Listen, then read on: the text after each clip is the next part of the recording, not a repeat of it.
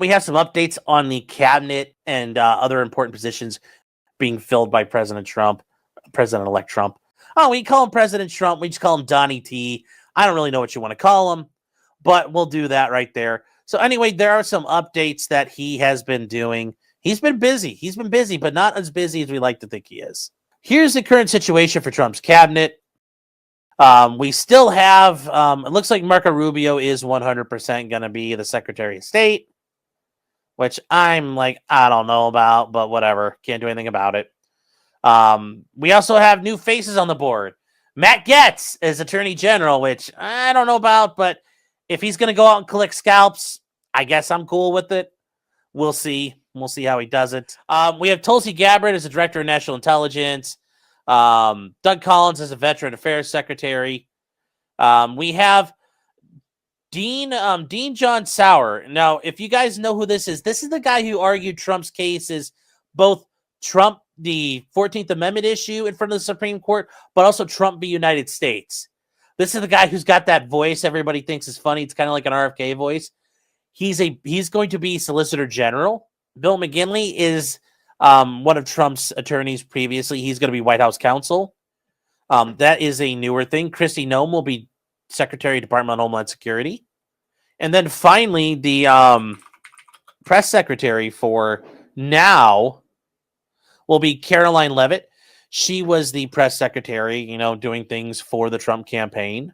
And going on from here to appointments and nominations, we're now into an issue of the recess appointments that's being bandied around. And what does that actually mean we can do?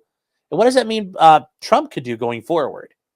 The idea of recess goes back to like the Senate would be in recess traditionally. Back in like the 1800s, Congress was not in session that long, only a couple months at a time. So things would happen while in DC. That shit had to be done. We got to appoint people so the president could nominate and do a recess appointment. And then when Congress came back, they could address it. Recess appointments take immediate effect without Senate consent, and they last until the next session of the Senate, meaning if Trump does them in 2025, they last until January 3rd of 2027. The entire 2 years. So basically till midterms. Well, what's recess mean? Well, neither house may adjourn for more than 3 days without the consent of the other. And that's in Article 1 of the Constitution. And remember, Article 1 governs Congress and how they operate. So this brings up the question, is it only possible for the Senate to adjourn long enough to enable recess appointments when it doesn't have the consent of the House? And here's the issue. We're not sure. We're not sure what the answers are here. And we'll get to Noel Canning. So we know 10 days is good enough.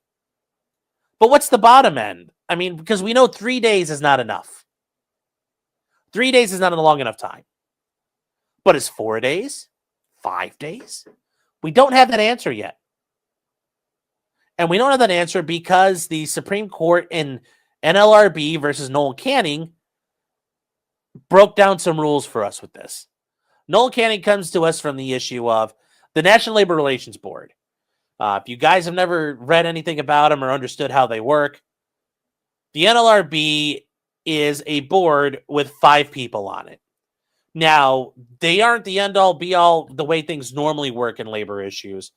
It starts off, they have agencies and agents and organizations and field offices, but ultimately the NLRB, the top dogs who promulgate rules, it's a 5-member board. Noel Canning was alleged to have refused to execute a collective bargaining agreement with the labor union, which is in violation of federal law. And that's the thing. When you violate a collective bargaining agreement, it's called an unfair labor practice. And the NLRB can come after you for that. Now, when you deal with the NLRB, and this is true of some federal agencies, when you appeal their decision, the 5 guys running it, you automatically go to the Court of Appeals. There is no district court involvement. Noel Canning was arguing, hey, look, of the 5 people on the NLRB, and it's kind of like the FCC, they're appointed at different times. 3 of the 5 were invalidly appointed by Obama during a recess. And that left the board without a quorum of lawfully appointed members. And if there's no quorum, you can't do anything. And the DC Circuit agreed and said, yeah, this is bullshit. The NLRB had no authority to act.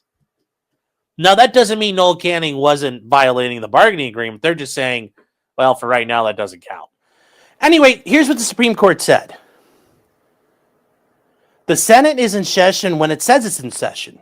Now, that may sound counterintuitive or seem kind of like, duh. But if they say they're in session as long as they're following the rules. And the Senate has its own rules. So the Senate and the House both have their own rules of operation. And the Supreme Court doesn't get involved in those rules. Whatever its rules are, it leaves them alone. As long as it's following its rules. Recess is very vague. So it can be any recess longer than at least 3 days. But that's kind of like an inference. It's not explicitly stated, but that seems to be the gist. They also say a vacancy that happens prior to a recess is a fair game. So if the Senate goes into recess, but there's already open seats and open offices, the president can fill them. It doesn't just have to be during the recess. And we'll talk about a pro forma session is good enough to be in session. And we'll talk about a pro forma session in a second. And Justice Scalia, Antonin Scalia actually wrote a concurrence, but he says, look, this whole thing about recess appointments is anachronistic. It's bullshit. We don't need to use it anymore. We shouldn't be doing this. This is a really bad idea. He said it should only be to vacancies that happen during the recess. And he says, you guys are way too broad. This is a bad idea. Now, some of you might be surprised in that, but that's, when you're an originalist all the way. Now, he did say that ultimately he agreed that the appointments were invalid. But now we have some issues here about this is a concurrence, so it's not the controlling opinion. So now we get back to these basics here.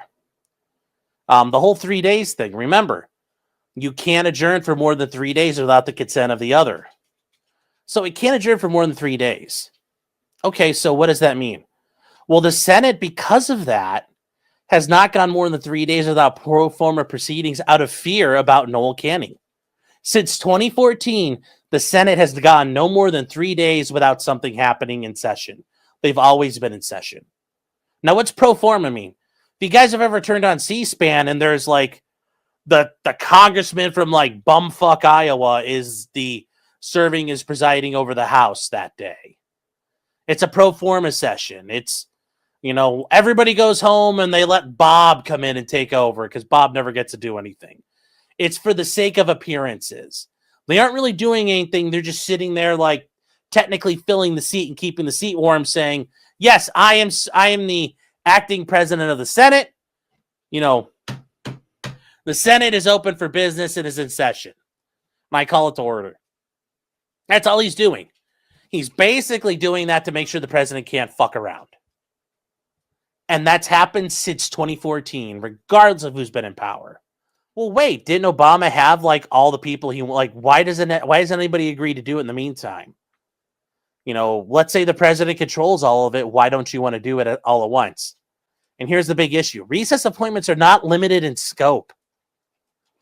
Once you allow one, there's no limit to it. They can't control it. The authority and power to do recess appointments is expansive.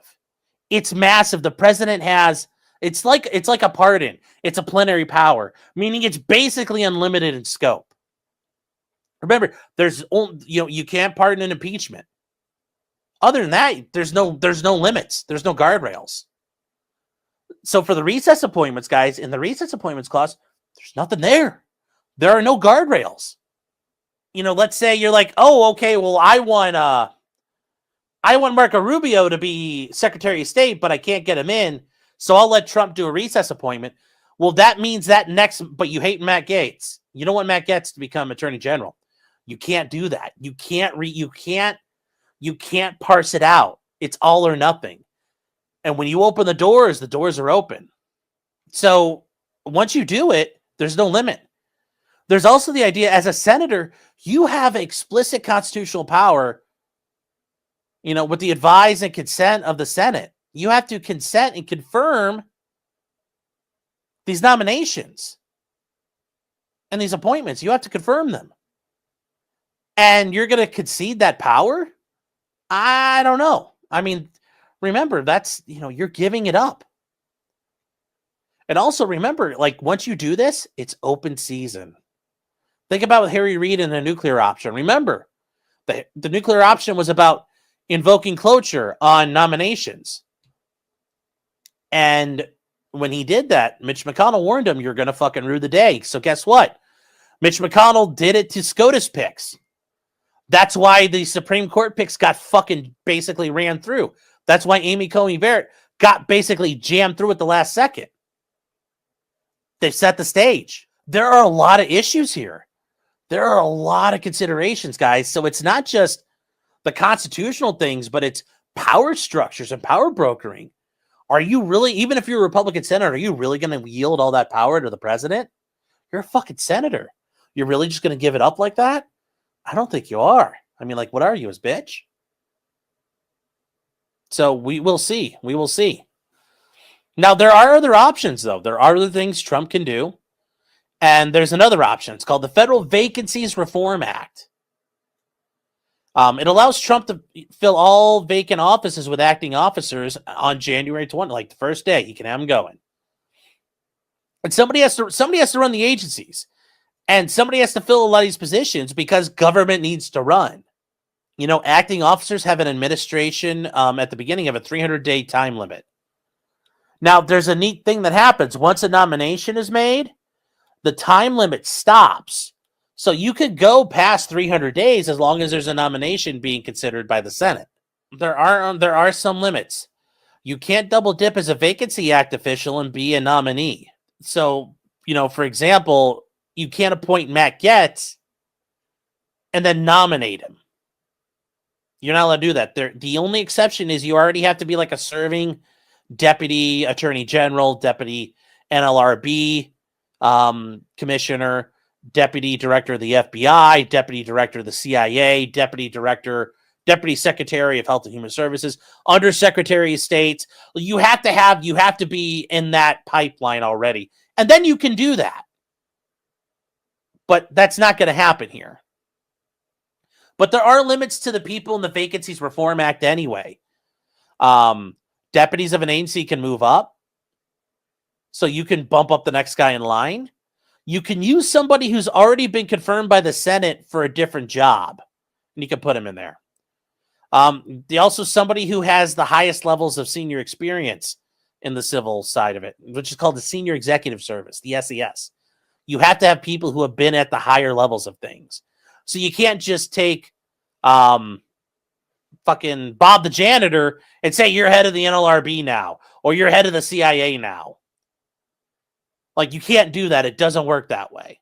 There are limits to this Vacancies Act, and there are limits to recess appointments. They're both limited. It's not as wide open as both sides make you think. There's another off-the-wall option. It's the president adjourning Congress. Now, this is Article 2, Section 3, and this is where it's in case of disagreement between both houses, with respect to the time of adjournment, the president may adjourn them to such time as he shall think proper. Now, we don't really know how this would work, but a lot of people think this applies to when the president convenes Congress, and he brings them out of recess, and then if they can't agree to quit, he can tell them to go home. We don't know for sure what that means. And I don't know if Trump would try that, but he could. We'll see. Like, theoretically, he could. But we don't know yet. We don't know yet. Mike says, how could the president send Congress home, though? Doesn't that violate the separation of powers? Well, remember, the president has the ability to convene Congress.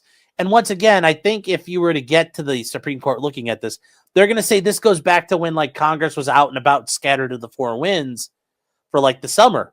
The president could send out notice. I'm convening Congress for an issue. Like, let's say war was happening and he needed Congress to be involved. He could convene Congress. Well, once he convenes them, he would have the authority to adjourn them. Otherwise, it's not like a It's not like you're the emperor and you're like, I dissolve the Senate. It's not like that. But this kind of goes back to those old anachronistic powers. But we don't know how they play out because it never became an issue. And Roosevelt says, so Trump could get Mike Johnson to call for a recess. Could Trump demand it? We don't know. We don't know. We are getting into uncharted territory about, like, the Constitution's an instruction manual. We don't know what happens if you do this. Is the Supreme Court going to say it's good, or are they going to go no? Or are they going to say, like, well, we don't know the answer to that question. And that's where it's going to get very interesting. Like I said, guys, we live in some interesting fucking times.